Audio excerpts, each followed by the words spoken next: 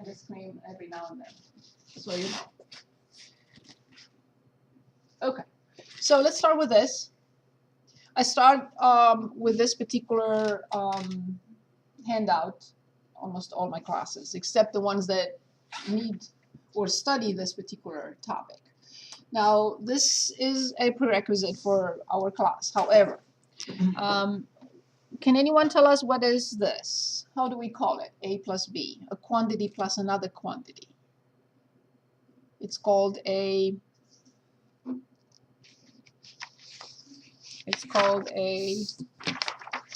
today is the 24th, isn't it? Yes. It's called a binomial. And we have to square it. So we square a binomial. What do we get? How many terms do we get when you square a binomial?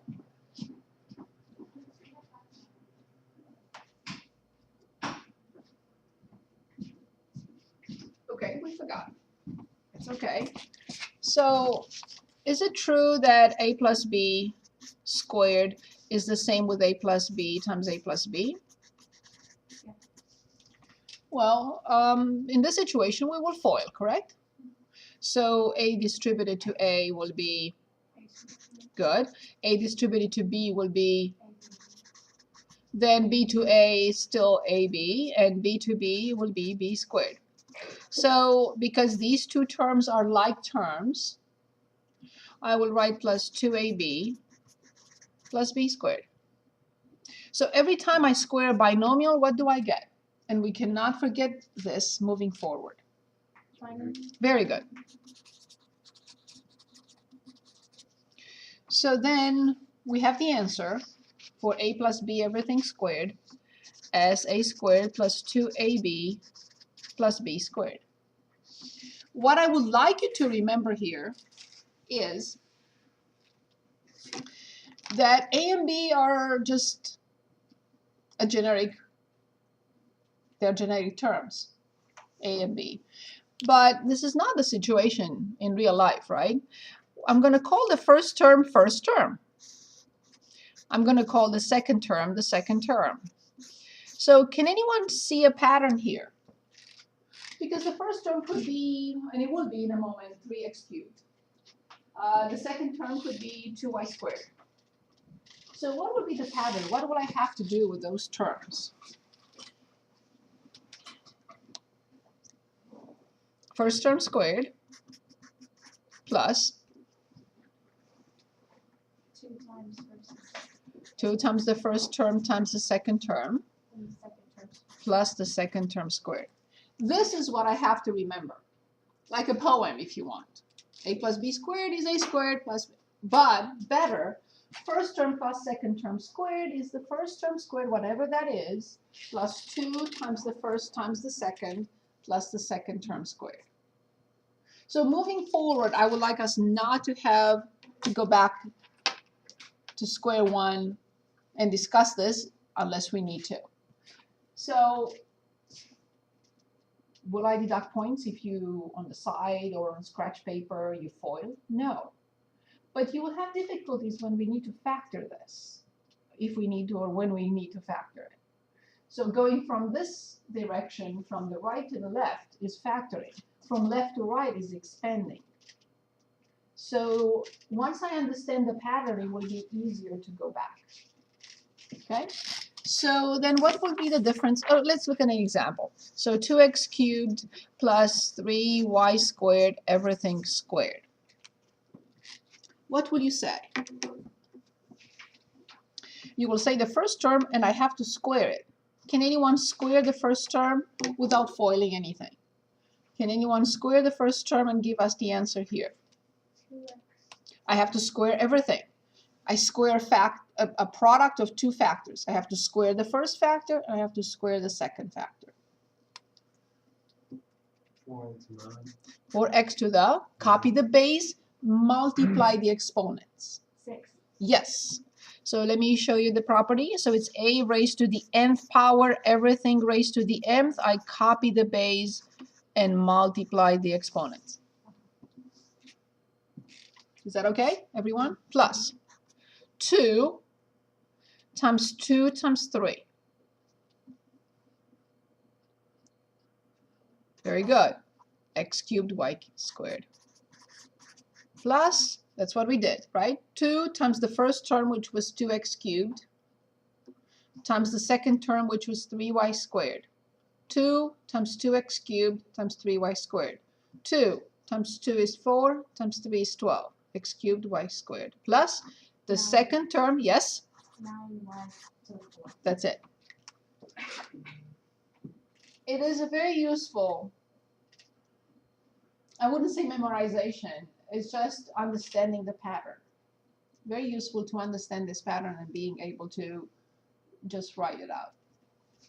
Okay. Then you will have no difficulties giving me this. It's another binomial. How many terms will you write? Perfect. Can anyone give us the answer? What will be the only change or difference? That's your subtraction. Just the middle term. The first and the last will always be positive. No question. So then what will you say? You will probably say a squared. Minus 2 times 2 would be plus 2. That's it. And it's the same pattern. So let's make up an example. Can anyone make up an example for us?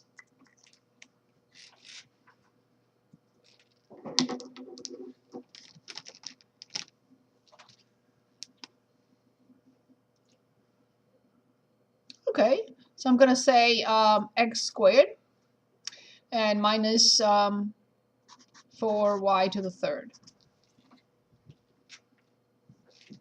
Same pattern, first term squared, X to the 4. minus 2 times the first times the second. Minus 8. X to the 4. It's we only multiply, the middle term is only multiplied. 2 times the first times the second, and then plus. Since they are x and y, I cannot copy the base and do anything. The bases have to be the same. So if I have x squared times x cubed, I copy the base and very good, 2 plus 3, so x to the 5th. But it's not the case. I cannot multiply x and y. They're different bases. And the last one, last term here. 16y to the 6. Very good. Copy the base, multiply the exponent. Perfect. Very good. And the last one. What is this? Anyone remembers? The a squared minus b squared. Perfect. It's the difference of squares. Difference of perfect squares.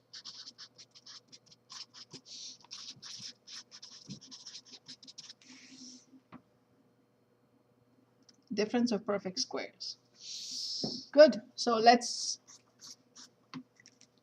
what is special about it, both are the same identical terms. The only difference is that one is positive, one is a sum of two terms, and the other one is a difference of two terms. Can anyone give us or make up an example?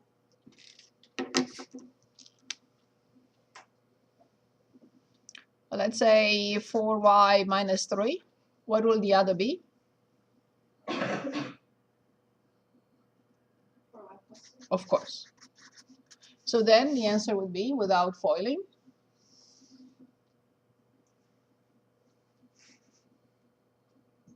first term squared minus the second term squared.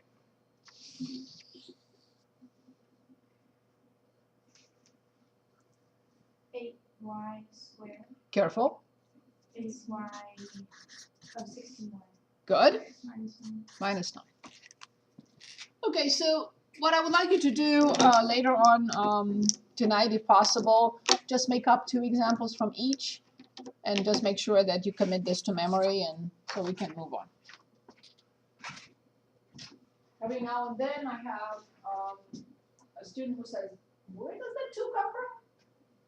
So I would like us to remember this.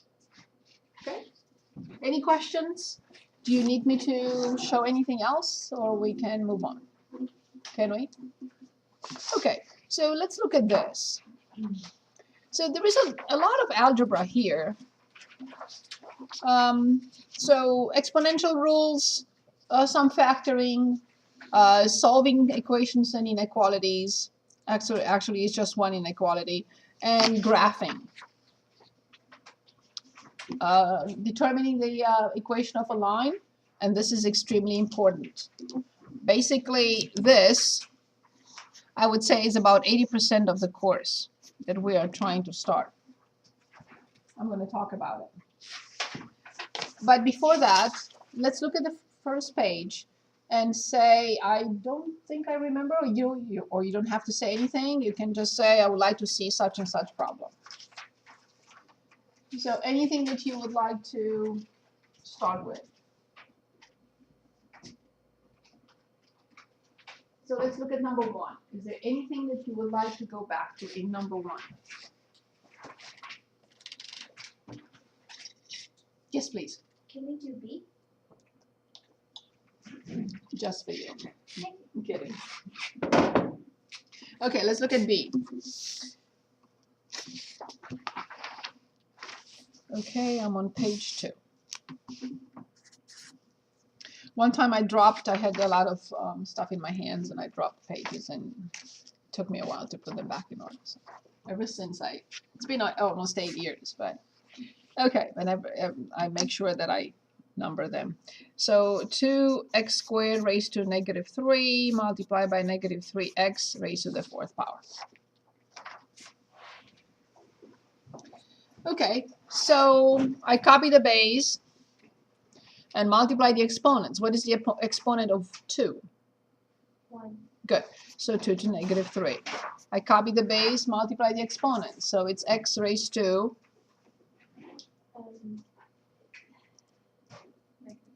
perfect. -3 raised to the 4th power. -3 raised to the 4th power, and I'm x to the 4th power. Now we have to refresh our memory on a base raised to a negative exponent. It's 2 to the 1/3.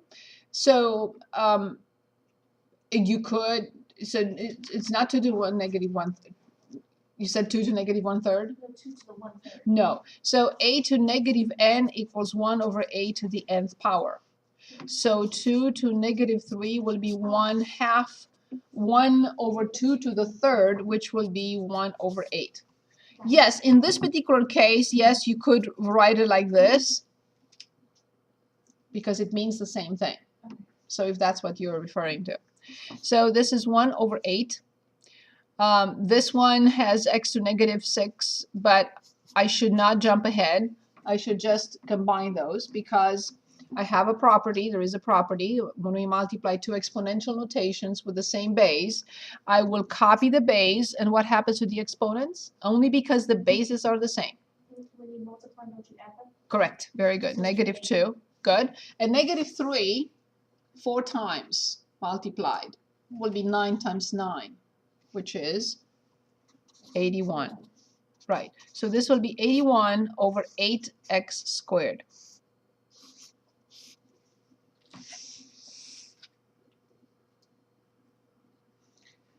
A negative number raised to the 4th power becomes positive. This is not a monologue, so if you have questions at any point in time, please stop me, okay? Any questions on this? Yes, please.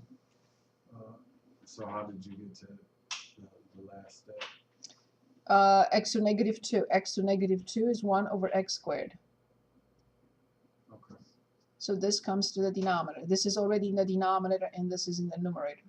So I multiply this by 1 by 81 over 8 times x squared. Is that better? Yeah, it's all right. Which part? I just don't get it. The 1/8 is clear? Is the Yeah. 1/8 clear? Mhm. Is the 81 clear? Yes. Okay. X to -2. X to -2 is 1 over x squared. Okay. So the first one is 1 over 8. The second one is 1 over x squared. The third one is 81 over 1. 1 times 1 times 81. 8 times x squared times 1. Okay. Better? Yeah. Perfect. Thank you. My pleasure. Other questions here? When you ask a question, you not only help yourself and your colleagues, but you help me. So I know where we are and what we're doing, okay? And fill in the gaps. Is this okay, everyone? Yes, please.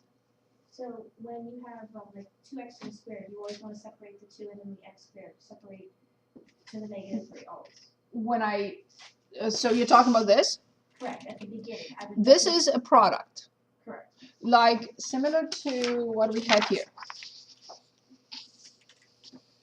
Right? So here I had to square 4x cubed. So I had to square 4, and I got 16. And I had to square y cubed, and I got y to the 6th. So it's the same thing. I have to raise 2 to this power, and I have to raise x squared to this power. Better? So then 2 to -3 changes into 1/8. X to square to -3 changes into this, which eventually will become something else, but I have to combine these two first. And -3 to the 4th and x to the 4th. Again, this is a product of two factors. I have to raise each factor to that power. That's why I'm doing this, so to refresh your memory. Okay, good. We are moving on from 1, or do we have anything else in 1? Yes? So I just have a quick question about C. So using that, C? yeah. Yes. On number 1. So It's the that, same with x to -2. So that would be like 1/3x. No. X. Okay. Is that better? Yeah. So x to -2 is 1/x squared. X to -3 will be 1/x cubed. Okay. Better? Yeah. Very good. Anything else in number 1? Yes, please. Just a quick question on Yes. D. On On D for number D 1. as in dog. D as in dog. Yes. X squared over x to the -4 when you divide and subtract. But 2 minus -4, is it x to the 8th? We're not multiplying. Okay. Yeah, but 2 minus -4. Correct. So how much is the opposite of -4? Nothing. It's +4. Correct. 2 plus 4, 8. 6. Excellent. Good, okay, I got you. Had to make sure. Good. Anything else in number 1? Okay, number 2. We'll talk about factoring.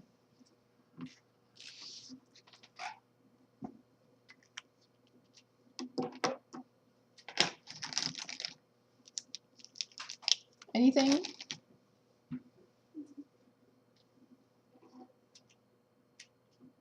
Is factoring clear? Are we okay with that? Any questions? Oh, no. Which one? E. E. Very good. Awesome. X to the 3rd minus 7x squared minus 4x plus 28. Perfect. Factoring. I separate factoring. I separate it into 3 different situations. One situation is when we factor a binomial, 2 terms. I'm given 2 terms to factor. That's a certain strategy. When I'm given a trinomial, 3 terms to factor, it's a totally different strategy. And when I'm given 4 or more terms, it's a totally different strategy, which is factoring a polynomial. Which case is this? Correct. Awesome. What is the only possibility here? Awesome. Excellent. Who said that? Was it Betty? It was 8. It was April. Thank you. What did I do with my cover up?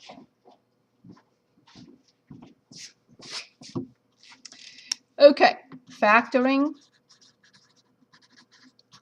by grouping. So if I group the first 2 and the last 2 and I can continue, it doesn't necessarily mean that the polynomial is not factorable. I may have to choose or group the first with the 3rd and the second with the 4th. If that doesn't work, I cannot immediately say, oh, it's not factorable. No, I have to try to group the first with the last and the middle 2. So there are 3 different options. And then if nothing works, then I'll say it's not factorable. Perfect. So what will you factor out from the first 2? Squared. Of course. Good. What is left in parentheses? X minus 7. Perfect. I covered it because I don't want to look at it. Who knows what I could come up with? What must be the factor coming out from the other 2 if this is factorable, and if this is the correct way of factoring. X minus 7. Absolutely.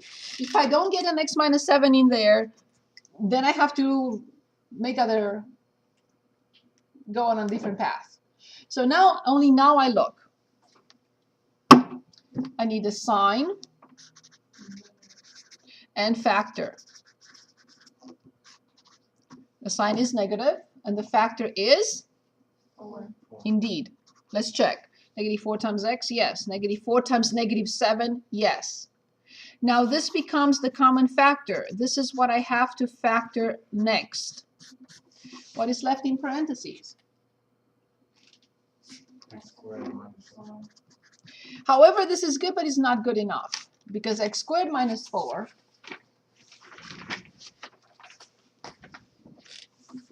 is this. So I have to factor it like this. Once I understand and I am familiar with the pattern, I know how to factor. So how do I factor x squared minus 4? Perfect.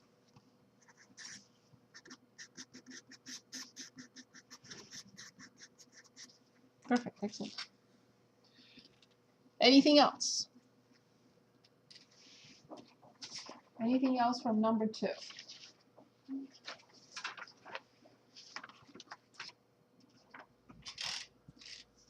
Yes, please. B. B as in boy. Very good. So we have 5xh minus 2x, no, plus 2x squared h and minus 4h. How many terms? 3. 3. Very good. I always have to ask myself, is there a common factor? Is there a common factor to all 3 or present in all 3? Yes, it is. Awesome. So that is indeed h. Let's pull it out. Notice that I did not ask that question here. It's because these 4 terms do not have a common factor. Otherwise, I would have included that. Good. So if h is in common, let's take it out. What is left in parentheses? 5x plus 2x squared. And yes, I will rearrange it as 2x squared plus 5x minus 4 because I want to ask myself, can I continue factoring? Because every time I'm asked to factor, I'm really asked to completely factor. So now, is that factorable?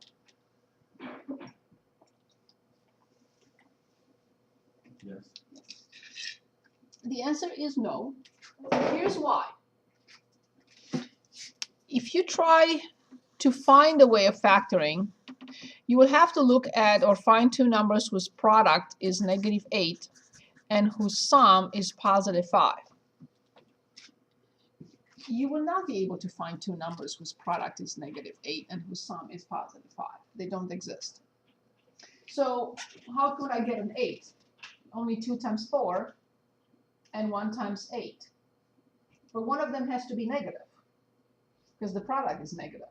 So it's either 1 times negative 8 or negative 1 times 8, 2 times negative 4, or negative 2 times 4. But the sum of 1 and 8 will never be 5, no matter what you do. And the sum of 2 and 4 will never be 5, no matter what you do. So that's the reason it's not factorable. Here's another way of checking that.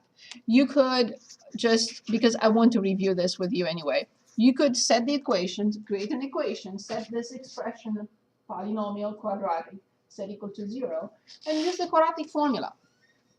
Can anyone refresh our memory on the quadratic formula?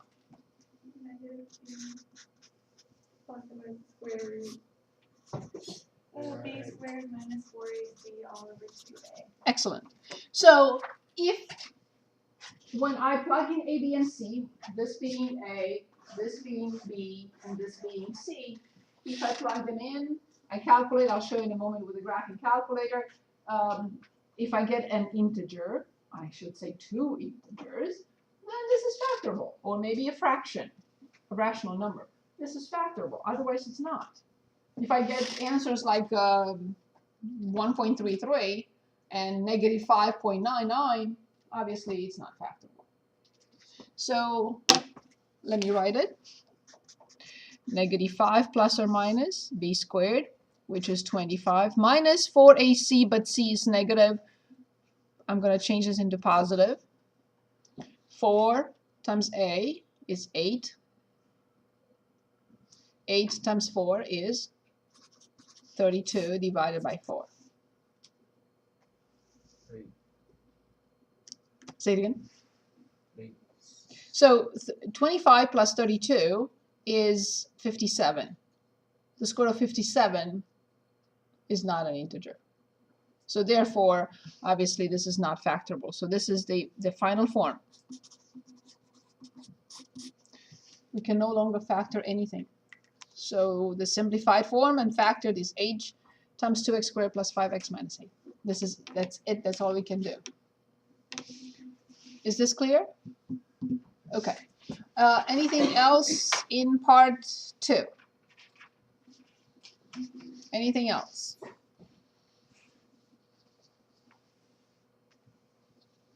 Okay, let's look at some equations then in part 3. What would you like? Or inequality. This is a C. C. Okay. In C we have negative 3/5 x plus 3 equals 1/2 x minus 5. Okay, well, what type of equation is this? I will always ask you what type it is, because identifying it correctly is basically half the battle is won, right? If I know what it is, I have huge chances of being able to solve it or apply the correct method. But if I don't even know what it is, obviously, I have no way of just coming up with a solution. So what is it? It's a linear equation, thank you. What would you recommend we do?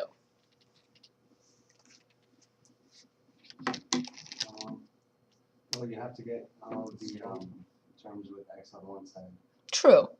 But before we do that, I would recommend multiply both sides by, Eliminate the factor. yes, by, excellent, the least common denominator, which is 10. very good. So let's multiply each and every term by 10. When you multiply negative 3/5 by 10, what do you get? You don't have to guess. You can just write negative 3/5 times 10 over 1. Always simplify before you multiply. So the answer is? Very good. So then the first term becomes negative 6x plus 3 times 10. 30. Perfect. Equals 1 over 2 times 10 over 1. 5. X. Awesome. And negative 50. Very good.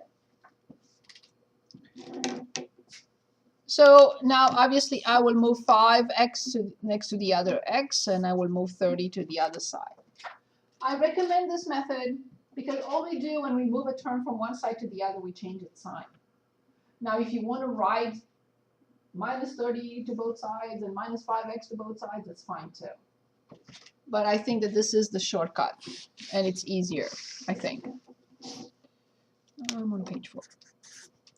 So this is negative 11x equals negative 80. Obviously, x will be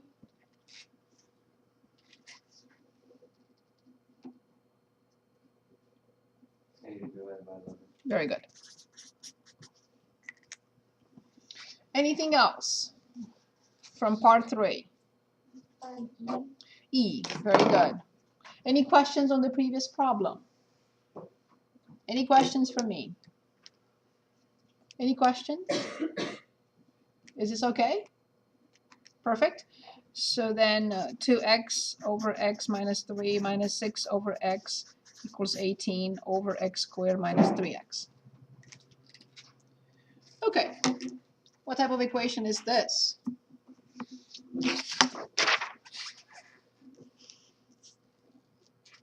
We need half the battle before we even start.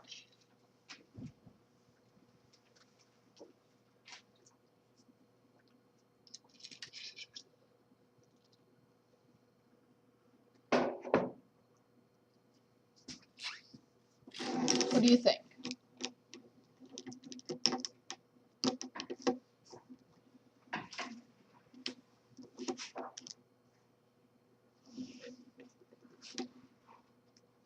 Anything that has x in the denominator, what could it be?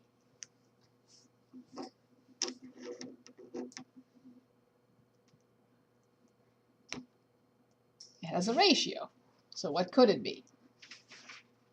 If it has a ratio, an x in the denominator. You could say, wait a minute, wait a minute, wait a minute.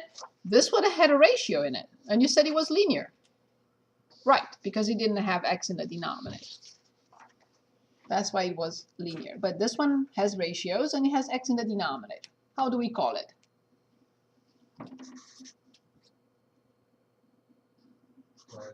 Exactly. It's a rational equation. It has ratios and it has x in the denominator. Awesome. The reason why I would like you to read the book is not just because you paid a lot of money for this code and the book is there, but you could say, the method you presented in class is not what I would like to use. I prefer the method in the book, and I would say, awesome. Use the method you like. You may go to the math lab, or you may go to Computers 190 for some help, and somebody is teaching you there a third method. Not the one that I present in class, not the one from the book, but a third method that you are comfortable with. I say, awesome, use that one. It doesn't matter which one you use. But if you don't read the book and you don't get any help from anyone, then you're stuck with me and my method. Here's what I recommend for solving rational equations.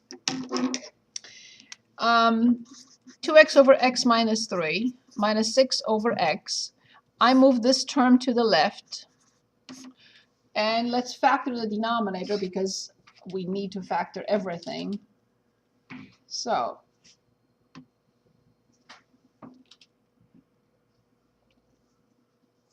how will I factor x squared minus 3x?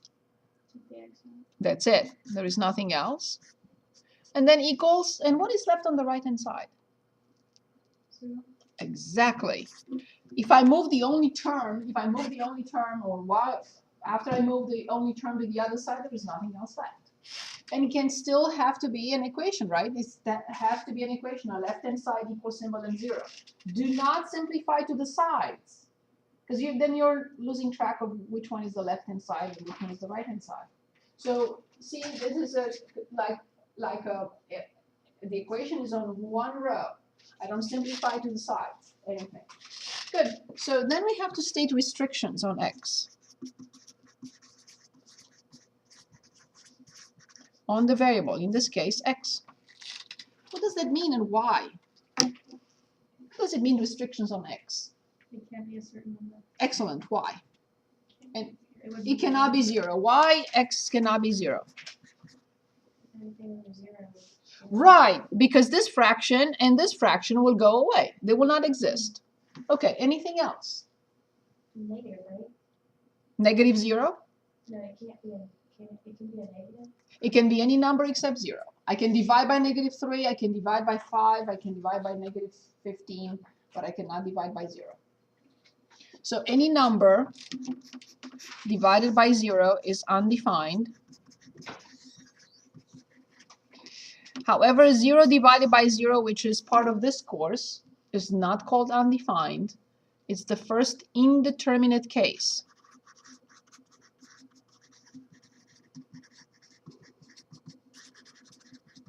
Is one of the 7 indeterminate cases. It's not undefined. Okay, so then, is this the only restriction on x? Yes. X cannot be 3 indeed. So there are 2 restrictions on x, one coming from this factor and the other one coming from this factor. Is that clear? Or 3. I'm sorry? Can Say be 3 either way. 3 minus 3, yes. Right. Yes, 0 and 3. Okay. Good. Okay, so next step, I need to find the least common denominator. Can anyone give us the least common denominator for this?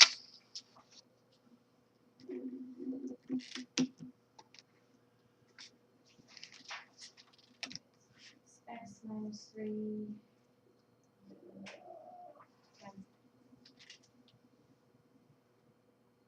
There are 2 different factors. I have to have 2 different factors. I will not be able to continue. Oh, I cannot just pick and choose. If there are two different factors here, they must be in the least common denominator. If there are 15 different factors, 15 different factors in the least common denominator. It's like, for example, saying that 1/2 minus 1/3 is something over 3, which is not possible. These are two different factors. So it must be something over 6. 2 times what is 6? Times 3. 3 times what is 6? Times 2. So it's 3 minus 2 at the top, and I get 1/6. Same procedure. So the least common denominator must have all different factors. There are only two different factors, x and x minus 3. Are you with me, everyone? Okay, so in the same way, I need to find the adjustments for the top. So this fraction initially had x minus 3, but now all of a sudden has x times x minus 3, which means its denominator was multiplied by, what do I have to multiply the numerator by? Of course. Initially this denominator was x. Now it's x times x minus 3. So the denominator of the second fraction was multiplied by, what do I have to multiply its top by? Of course. This initially had x times x minus 3. What do I multiply its top by? Nothing or just 1. Correct. You don't have to write the 1. I'm just making a point. Correct.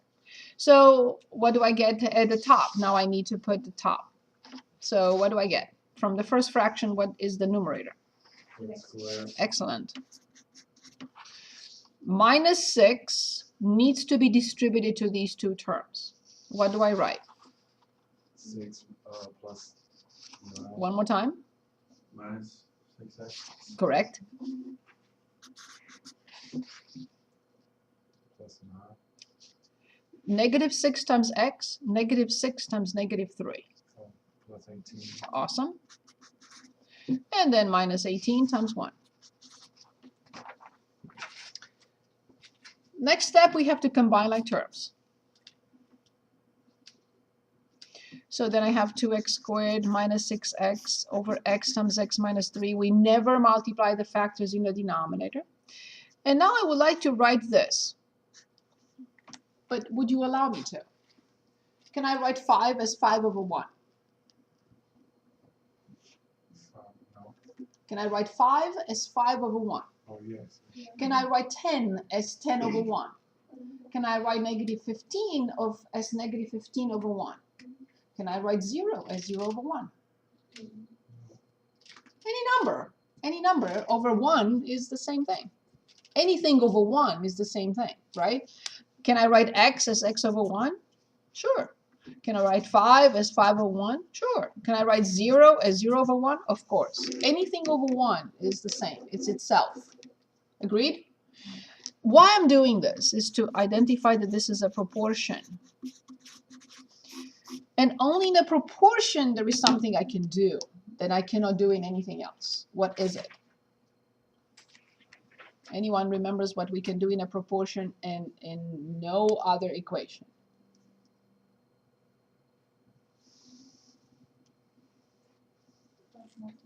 Indeed.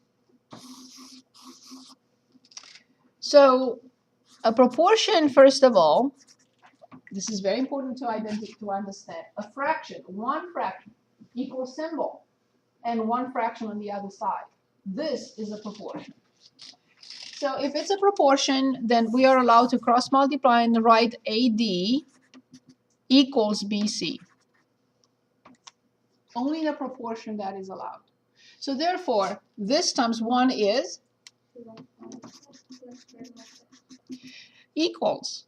Equals, exactly. Note, never divide by x.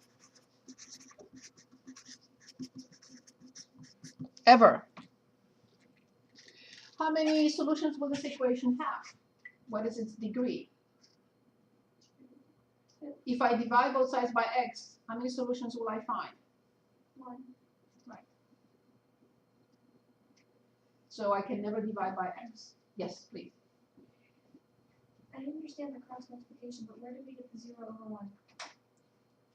That's what we have on the other side. We have 0. Gotcha. We got that 0 from the very beginning when we moved it. Oh, how you put it down. You're changing the equation into an expression you will never be able to solve. Oh, okay. That's what I was saying. All equations have a left-hand side, have equal symbol, and I have the right-hand side. If one of the sides is missing, you're not going to solve. Good. So I cannot divide by x, but I can divide by 2 to simplify. 2 key words I want you to remember always in math. Simplify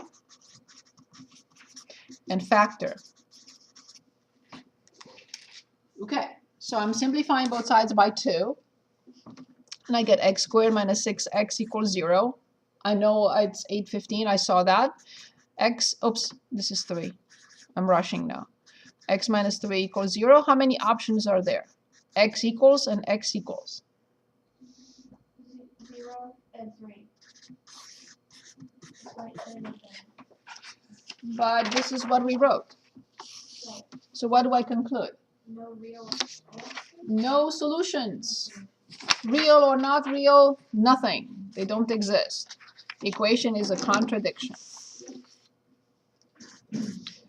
No solutions. Equation is a contradiction.